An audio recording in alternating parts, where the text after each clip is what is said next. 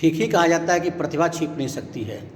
देखिए, स्कूल के छोटे बच्चे आपको दिखलाएंगे स्मार्ट ट्रांसपोर्टेशन के बारे में। देखिएगा ध्यान से। Namaste to all. I am Prem Ranjan Datta of Standard 8B and we made our model on smart transport system. Nowadays, transport system is very difficult. To solve this, our project works on. This is the control room.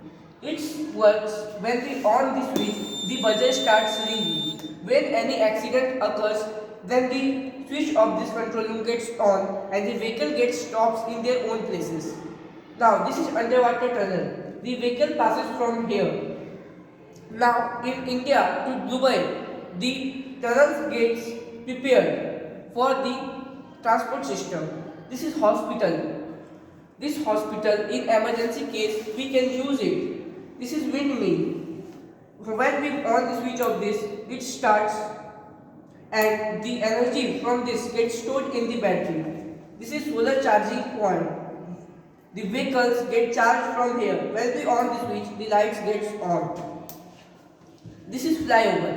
When traffic jam occurs, then we can use it for emergency purposes for the vehicles to pass.